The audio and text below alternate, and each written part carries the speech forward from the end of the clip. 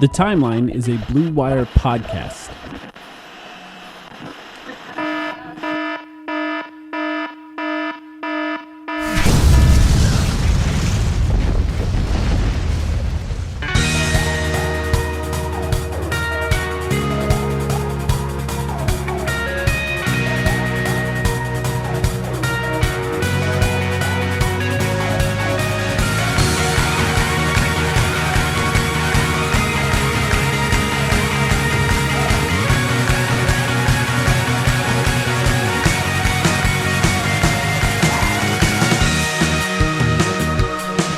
Welcome to the Timeline of Phoenix Suns podcast, back already after releasing a podcast yesterday because massive news happened today, and it started this morning. Deandre Ayton was offered a max contract by the Indiana Pacers and then signed it just about, 20 minutes ago, and the Suns immediately matched, which means Deandre Ayton is back and will continue to be a Phoenix Sun in the future. My name is Mike. I'm here with Sam. Sam, how you feeling? I'm feeling pretty good. Mike V. Hill, the podcast Sega Baba for us. Back-to-back podcasts as we roll in to what has been, I guess, not the complete conclusion of the Deandre Ayton saga, but certainly the end of a very, very, very important chapter and some much-needed closure, I think, for Suns fans with what happened today as they re-sign him to a 4-year deal. Yes. He will not go off gently into that good night. The Deandre Ayton saga continues. At the very least, we got some news, which is kind of nice. We've been so desperate for that. Fucking finally. and I think the way that it happened actually is kind of fascinating because the Suns basically made it known they were planning on matching this offer sheet before Indiana signed it, and they still did. They offered it to him, and they matched it immediately, which is just kind of fascinating. So I think it points to a couple of things. I'm guessing some sort of sign and trade negotiations fell apart. It appeared that neither team was interested in it. There has been some murmurs that the Suns were asking for multiple picks in any option for a sign and trade for Deandre Ayton.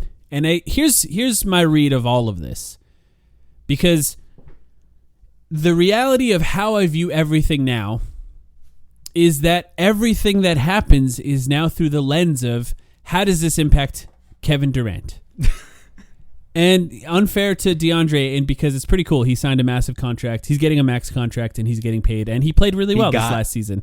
He got to that second contract like he always wanted, and it was almost as good as it possibly could be. Right. Almost. Not quite. Well, yeah.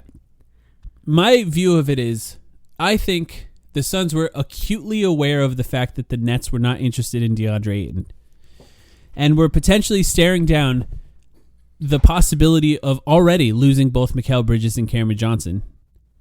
And if they stare down the barrel of getting Kevin Durant, losing Mikal Bridges, Cameron Johnson, and Deandre Ayton, that is a pretty bad scenario. Even getting Kevin Durant back, that is a much, much, much worse scenario than you need it to be in. So, couldn't figure out a sign and trade for Deandre Ayton. It appeared there was only one team interested in him besides the Suns, so there wasn't a lot of leverage for the Suns in that case. It just matched the offer sheet. Now, if they're trying to trade for Kevin Durant, which we of course have to talk about, they still have the option of sending both Mikal Bridges and Cameron Johnson and whatever else you need in order to make up salary, which is still quite a bit, to be honest. And they get to keep Deandre Ayton next to them. And if you're thinking about a team, which we're not yet, but if you're picturing a team with Chris Paul, Devin Booker, Deandre Ayton, and Kevin Durant, that's a pretty great place to start. It's a pretty great place to start if you can figure out how to get there. What do you think? I mean, that's where we go next, and so definitely I want to address that in a minute. First, I just want to give some credit actually to the Indiana Pacers here in this entire chapter, just because.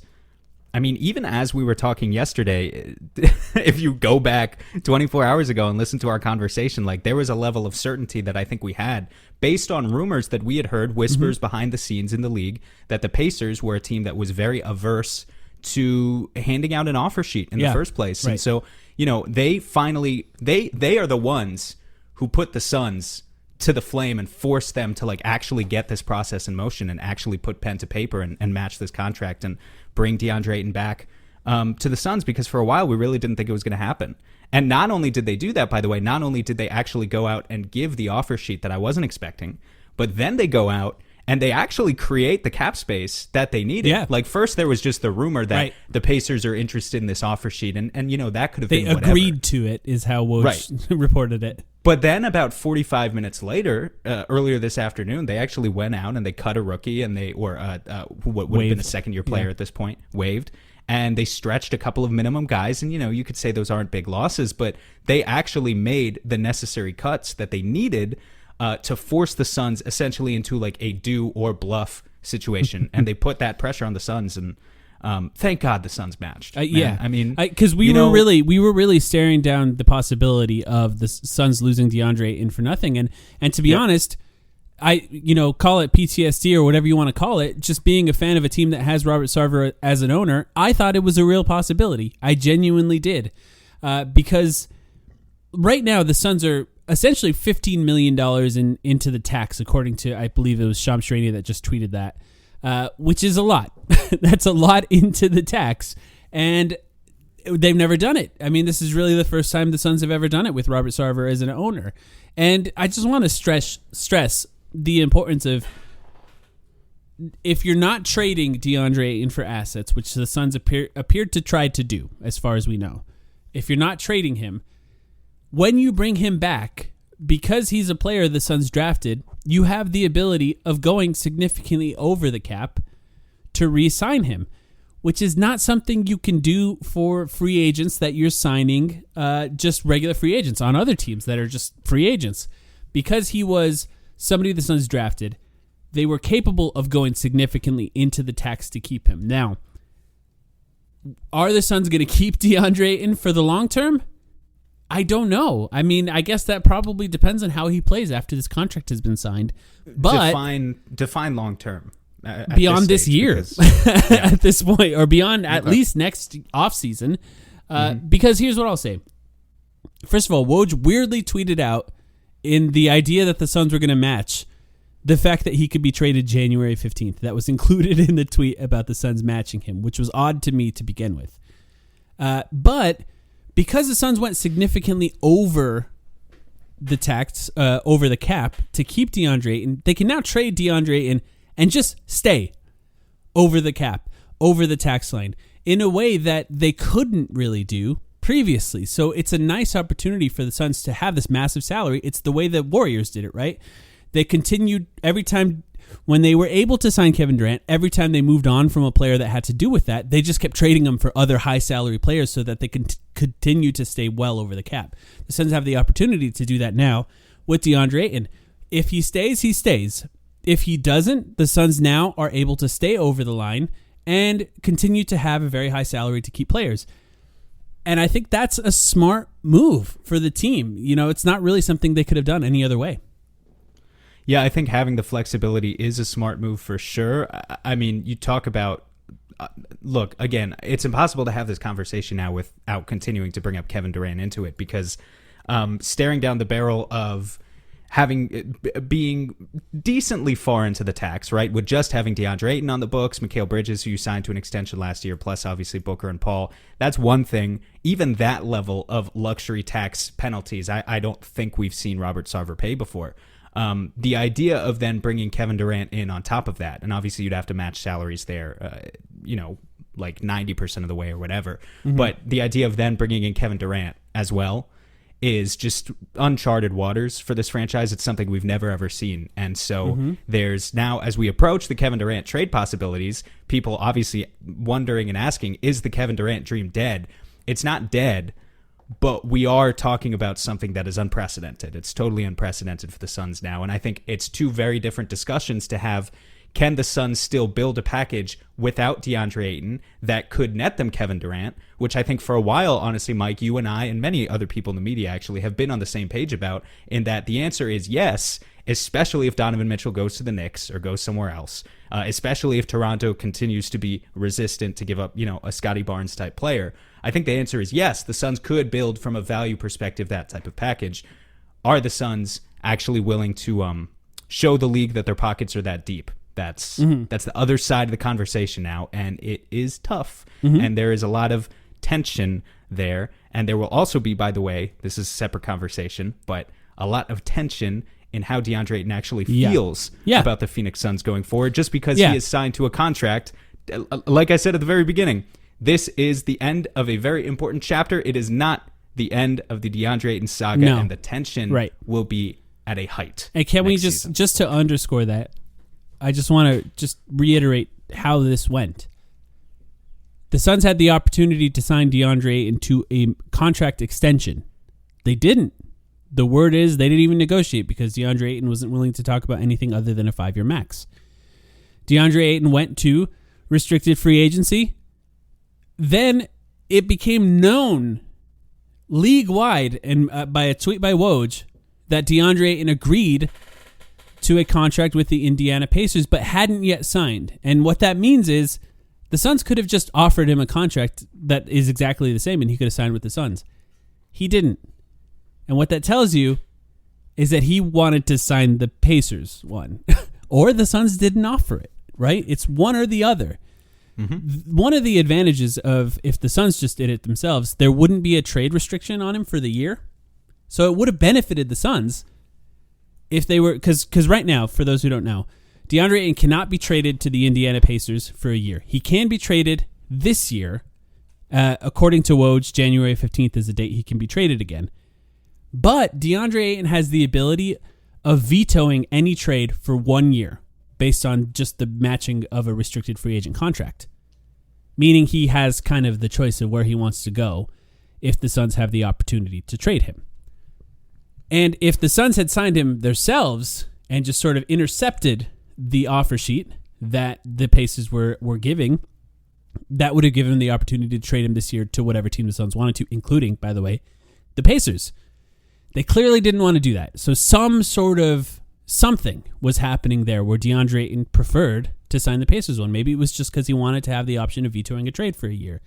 But no matter what we know is the Suns did not extend him, and DeAndre Ayton signed a restricted offer sheet with another team. And now what we have to know is how happy will he be returning to the Phoenix Suns? And we don't really know that yet, and there's going to be some reporting on that soon, I'm sure. Listen, life's all about leveling up. Whether you're handling business on the field or kicking it in your zone, you like to celebrate with cigars that match the moment.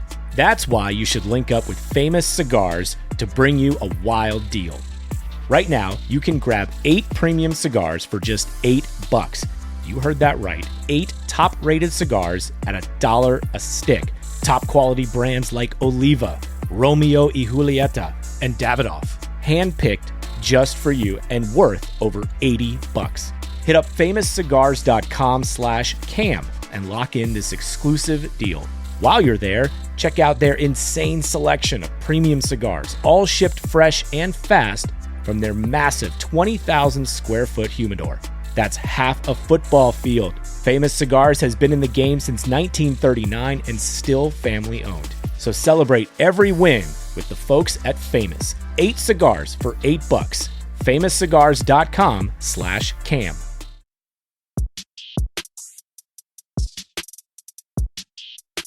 And not just happy because, I mean, look, players they're humans and happiness is important, but also how motivated will he be to play basketball?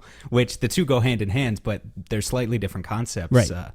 Reportedly, DeAndre Ayton was really excited by the prospect of going to this rebuilding team in Indiana and playing with Tyrese Halliburton, a young point guard, a young pass-first point guard specifically. Granted, Chris Paul is a pass-first point guard as well. And I think, we've illuminated over the years, I think there's many, many reasons for DeAndre Ayton, actually, despite popular belief perhaps, for him to be used in the Suns offense in a way that is beneficial to him. I think there are many, many ways, even if he doesn't get 500 touches per game. But all of the little things that we've always talked about with DeAndre Ayton, the real way that he impacts the game, the real reason that he honestly earns this money in the first place, is in the little things he does on defense, is in the little things he brings to the game with his physicality as a tone setter every night that, it just brings an edge to the Suns' defense and offense that they can't get from anyone else. Well, all of that could be in question now if he comes in feeling spurned by this organization. And we are just not going to have any clear, concise answers on that for a while. It's going to hang over the whole season. And because of that trade veto possibility, it's going to hang over at least the first 3 months of the season. But I imagine, honestly, the whole season. Well, I mean, he has the ability of vetoing any trade. So it could last as long as he wants it to last, essentially. And I think we're at the point where if we consider Kevin Durant on this team, now, is that, for those who are probably wondering if that's dead or not, I wouldn't say it's dead. It's not dead. They didn't want Ayton. Like we could start and end there. They had hard capped him too. We've said for 3 weeks, Bridges, Johnson, throw in some salary filler. You know who all the candidates are. Could be Shamet, could be Sharge, could be probably not Crowder. You don't want to give up all your wings. But could be Shamet, could be Sharge, could be Payne, could be Craig. Some salary filler. 4 first-round picks, 3 first-round pick swaps, and then dare someone to beat you. Yeah. Now, the other option, now that Donovan Mitchell is like clearly on the trade market, and is that probably you still going find to a the way, Knicks. I don't know.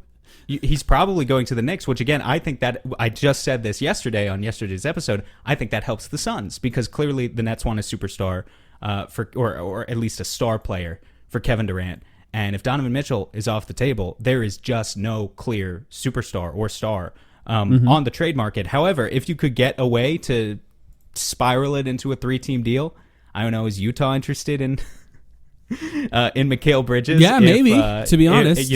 I would feel really bad about condemning Mikal Bridges to the fate of playing in Utah. Yeah. I would feel really, really bad about that. But before we were talking about maybe you send Ayton there, or maybe you send Ayton to Indiana, and there were all sorts of 3, 4, 5-team deals we were working on. Now maybe it becomes something else, and you find a way to get Donovan Mitchell in Brooklyn with all of the Suns picks, and maybe you can still make everyone happy. It's definitely feasible. It's within the rules of the CBA. But, of course, luxury tax, again, it's going to be tough. Yeah. Tough to convince that owner guy. Say the Suns trade for Kevin Durant. What becomes kind of interesting is, I guess it's kind of where do you stand on how much you believe the things that Deandre Ayton was saying. Because he said a few things, according to the media and according to his agent. There is the idea that he essentially said, I've done that big man thing, that role that I didn't like to play. He essentially was implying, hey, I did that thing where you wanted me to play a big man that was a screener and a roller and play defense. Now pay me, and you didn't. And then he said, there's other things where he said, I want a bigger role. I want more offensive touches. Well, if Durant joins the team, he's not getting that. Nope. He goes one further down the line when it comes to Ayton, offensive touches. He becomes Durant, just a finisher, basically. I was going to say, if Kevin Durant comes to the Suns still, first of all, let's be real. If DeAndre Ayton is playing at 60% effort and Kevin Durant comes to the Suns are still they're so good. Incredible basketball They're so team. Good. Yes. They're so good. Yes. So this is not cause for concern really to me. I mean, other than the fact that Ayton would not be living up to his contract. We don't need bad vibes. But the Suns would still be so good. But my point we being, need good vibes. If Kevin Durant comes to the Suns still, DeAndre Ayton is going to be slotted into a starting center role that I believe the Suns were fully prepared to give to Bismack Biyombo. They would have been comfortable with Bismack Biyombo. And he's so in much that better, slot, right? And instead they get DeAndre Ayton, and he's so much better. What does that mean? What does that mean for Ayton? I mean, this is the guy where people have been complaining about getting him more touches for 4 years. Kevin Durant's on the team. Yeah. It's just not going to happen. Nope. You are the physical tone setter. Yes, we need you to work some mismatches in the post. Yeah, but now you're getting $30 million a year, so you have to do with it. Your right? No complaining. You're getting the money now. And if he doesn't, I think that's it's bad for the Suns. You're right in that even if he's not playing at his peak level, the Suns will still be better off than Biyombo starting. Much, much better off. But he needs to be able to embrace that role because ultimately, if he's on a team with Kevin Durant, Chris Paul, and Devin Booker, he needs to be defensive. He needs to be the best defensive player, basically one of the best in the league at that point. And the Suns could win a title if he's just that. And it's nice because, he still has all of that offensive skill. And I'll say it once again. His offense this last season was the best offense of his career. He was incredible. He hit a lot of really interesting shots in interesting places, and I think the Suns could really build an incredible offense around those 4 guys. And I guess right now we have some sort of idea at least 3 players that are going to be back in the starting lineup. And if Kevin Durant is slotted in there, then you can picture what those 4 players are and start trying to imagine what you could do to build around them. I think it'll be interesting to see to what extent the Nets are willing to push this now, because the Suns had somewhat of a deadline to try and figure things out when it came to Kevin Durant that they clearly wanted to include Deandre Ayton in. They can pretend like they always planned on doing what they just did, but it was obvious that they were trying to figure out a way to trade for Kevin Durant while using Deandre Ayton as an asset. It's just obvious. But now that deadline is passed, right? And that means they have guys that are under contract that they can trade. Obviously, they can give an extension to Cameron Johnson. He's going to want to figure that out before that extension deadline is up. But now this can technically go into the season. You know, the Suns can handle that too if they absolutely have to. They could even potentially wait until Deandre Ayton is trade eligible. That's something that's possible at this point. And I think that's why it's important for Kevin Durant to continue to put as much pressure as possible on the Nets to actually force this to the Suns as quickly as possible. Thank you. The ball is in Kevin Durant's court now to put pressure on the Nets, just like you said. It is all about what precisely is Kevin Durant's will to truly get out of there and play for the Phoenix Suns. And, I don't know the honest answer to that question. I don't. I'm not inside the head of Kevin Durant. Maybe he talks himself into the idea of just settling back in with Kyrie and giving it another go within the next 2 months. It's always possible.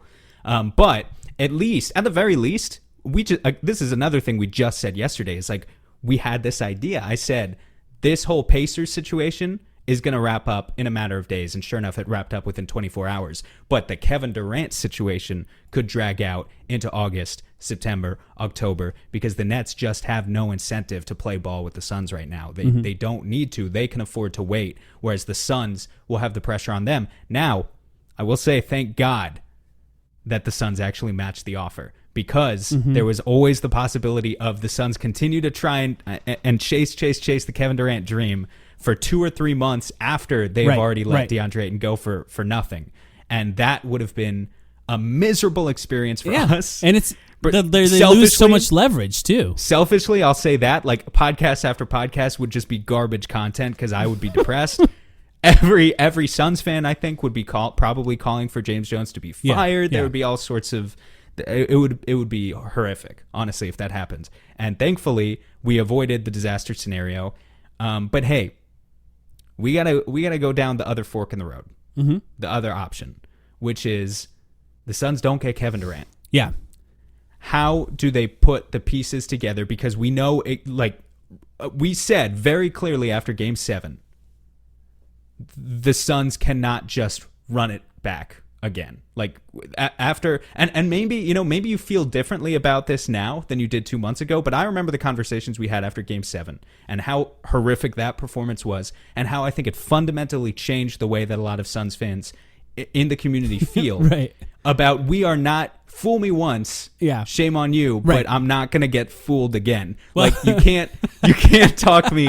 Is that a George Bush reference? That's absolutely what it is. You can't talk me into continuity 2 years in a row when you went out that pathetically. Honestly, in one of the most pathetic performances in the playoffs in not just Suns history, not just NBA history, but probably the history of all sports. It's you can't do it. So if you can't get Kevin Durant, and by all means, I think they're going to continue to chase him as they should. Yeah, DeAndre Ayton now can't be traded. Right. Well, how do the Suns until at least January 15th? Yeah. DeAndre Ayton can't be traded until January 15th. The Suns are not going to trade Chris Paul. The Suns are not going to trade Devin Booker. The Suns have. They have the taxpayer not the biannual. They have the taxpayer mid-level exception, which is about $6 million starting salary that they can use potentially on a free agent field of mostly crap at this point. How do you build and improve a team if you can't get Durant with all of those pieces, considering all of those pieces? Well, I mean, you can still go the trade avenue, but now you're looking at Mikal Bridges, Cam Johnson, Jay Crowder, Landry Shamet, first-round picks. But you got to do something, right? That's my point. You have to do something. Let's say you look at the players as assets, which is it's kind of the worst part of the offseason in some respect, where you're just talking about these guys as like pawns and chess pieces and stuff. But we're going to do it anyway, because if you think about Chris Paul, Devin Booker, and Deandre Ayton. Those are the three guys you know who are starting. I think you can slot Mikal Bridges in again, assuming if Kevin Durant's off the table, you can slot Mikal Bridges in again. Then you have that starting power forward spot. That's the spot you need to improve at. Now you have Cameron Johnson if you feel like you have someone good enough to trade Cameron Johnson for.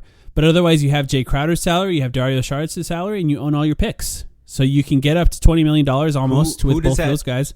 Who does that lead us right back to? Julius Randle. How do we keep coming back to him? John Collins is out there, man. Every time we think we've escaped the Julius Randle trade rumors, I have to fire up the train again because it might just arrive at our doorstep. I don't know. It's John Collins is still out there. You know, I'm not saying that it's perfect, but he's definitely better offensively than Jay Crowder if we're just talking about offense. And it gives you an interesting look. I'm not sure he's a great fit next to DeAndre Ayton.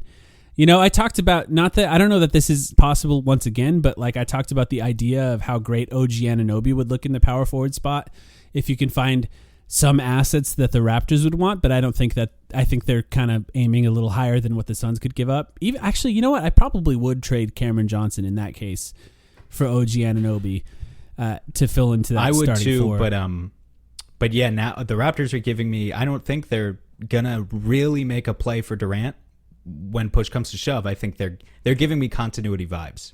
They're on the continuity timeline. They do. Yeah. They do. No, you're right.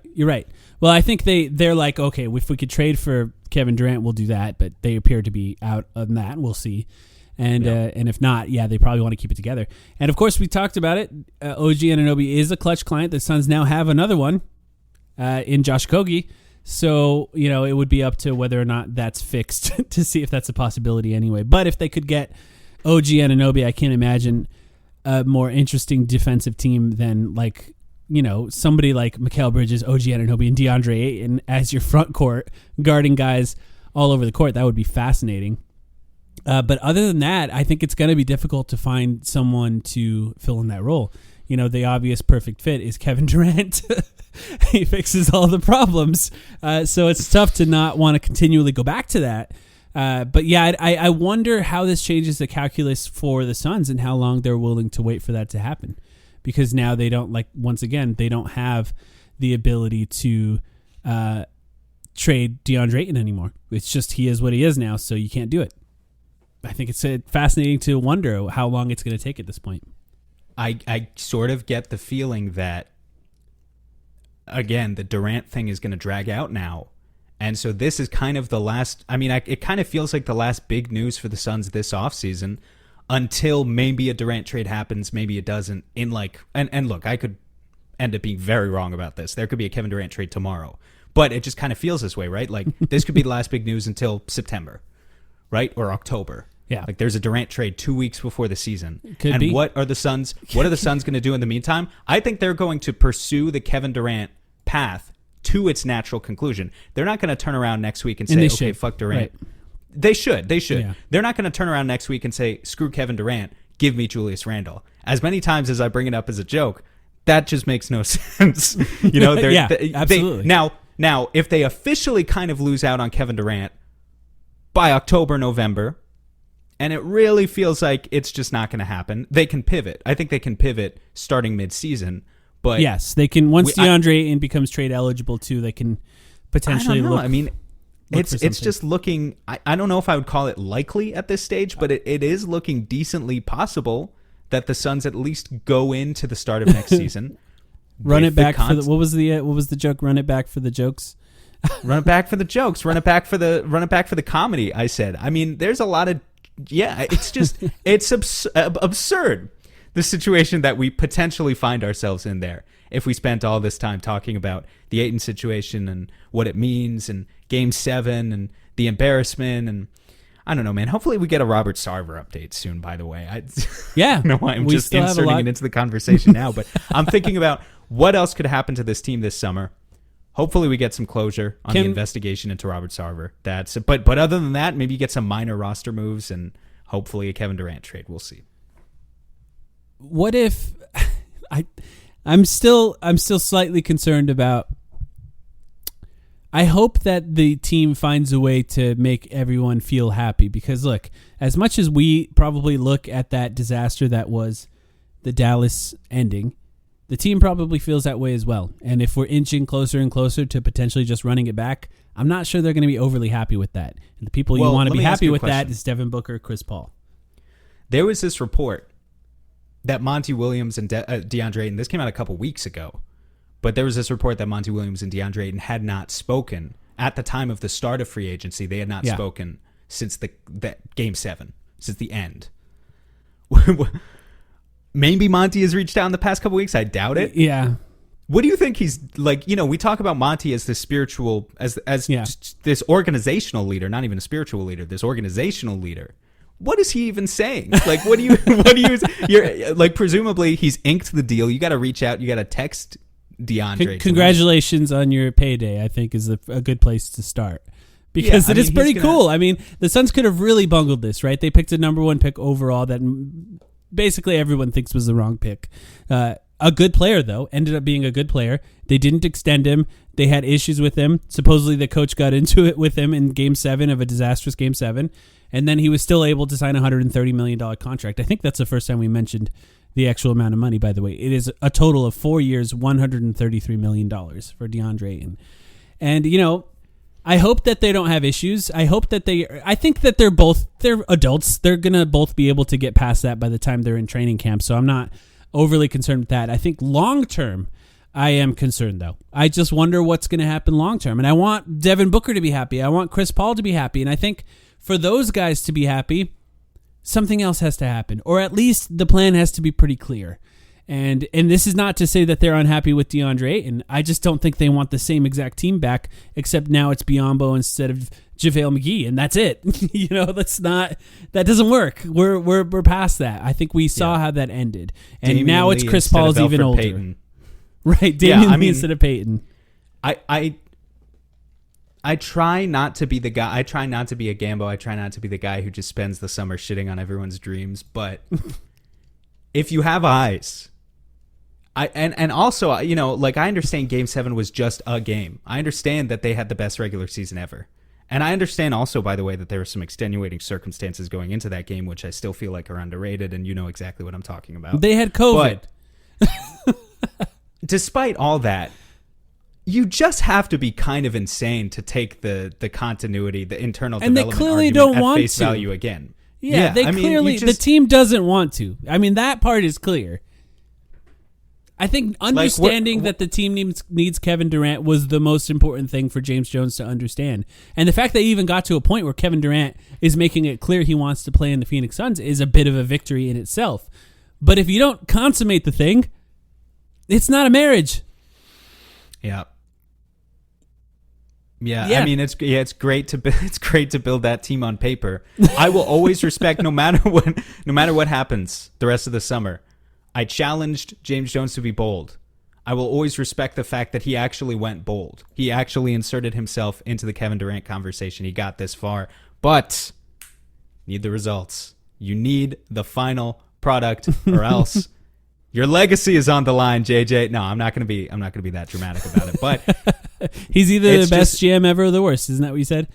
I did say that. And you know what? I said he's either the best GM ever or the worst. But now, because he matched the contract for Ayton, and I know the Suns will at least be competitive. In the worst case scenario, they don't get Kevin Durant, they don't get anyone, they run it back. They will be a competitive basketball team that wins 55 plus games and loses in the second round. They're another second round exit. They're the Mavs.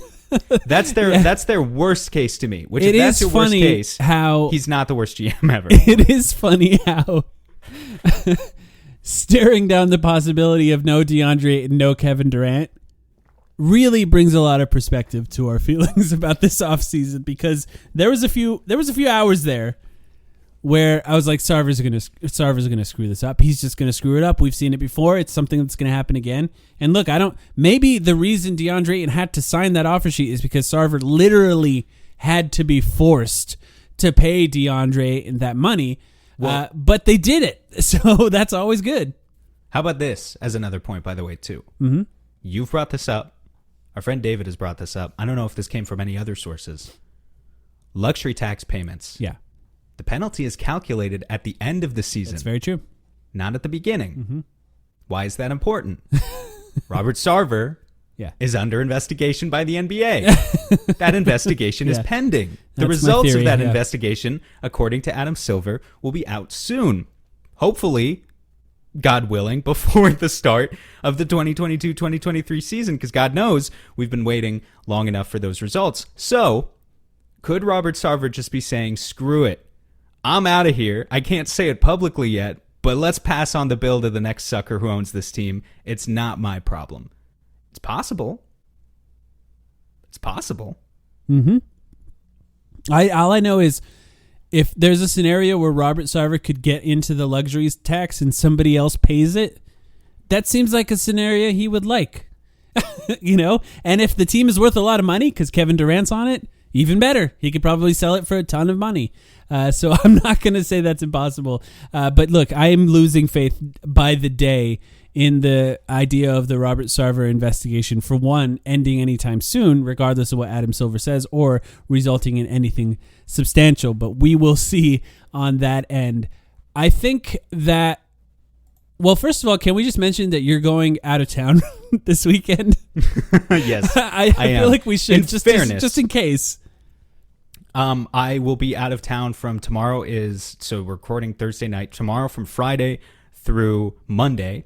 Now, to be fair to me, this was a trip I planned months ago. It shouldn't have gone this long. It should not have gone this long. Like normally, I wouldn't have planned a trip for the weekend of July 1st. If you cover the NBA, you don't plan a family this is not a family vacation, actually. It's a separate vacation, but you don't plan a vacation for July 1st. July 15th is supposed to be when like the Josh Okogis and the Rajon Rondos of the league are signing, and nothing of this caliber is supposed to happen. So yes, I am leaving, and if anything else happens this weekend, I guess, I don't know. What are you going to do? You're going to have might have to record depending on what it is. I might have to Colin Cowherd it. Yeah. Depending on if it's a Kevin Durant trade, I'm putting something out there. We're going to do 2 reactions, one of me and one of you if I have to. But beyond that, I think we're probably going to wait to Monday to do anything else. Obviously, there's a lot more to talk about and the implications of the things that happened today. But we wanted to get something out quickly so you guys have the opportunity to listen to this one over the weekend.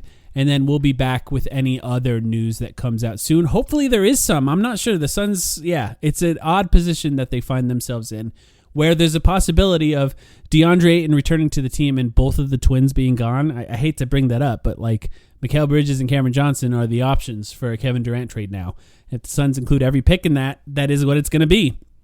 So that is a possibility, and that's something that we can talk about more in the future as we learn something. Last thing I will just mention, it was reported that Deandre Ayton's max offer sheet was 4 years with fully guaranteed with no options. So there's no team options, no player options on that. That means he's signed fully for the 4 years, which is good for the Suns in that it maximizes him as an asset, but also if he's a great player over the length of his contract, he can stay for the longest terms of that deal. But you got anything else you want to add? I got one final pressing question to put out to the people. What does this mean for Olivier Sarr?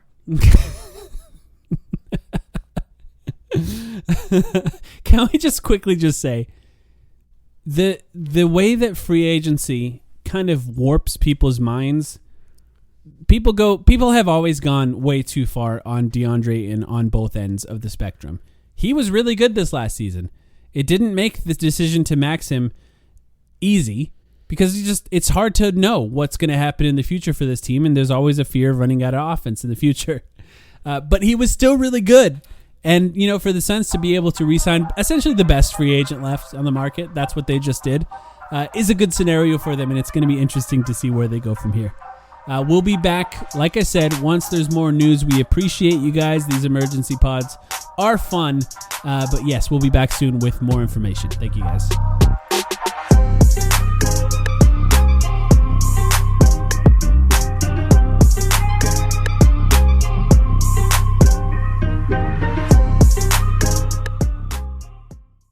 For over a century, Johnny Walker has shared its bold spirit with the game of golf. Now, crafted with Devereaux Golf, Johnny Walker introduces the Johnny Walker Blue Label-inspired Sunday Golf Bag, elevating the game with sleek design, blue label hues, and refined gold accents. Celebrate your hole-in-one with a premium Sunday bag crafted by Devereaux Golf. Submit proof of your achievement to JohnnyWalker.com/blue-in-1. Please drink responsibly.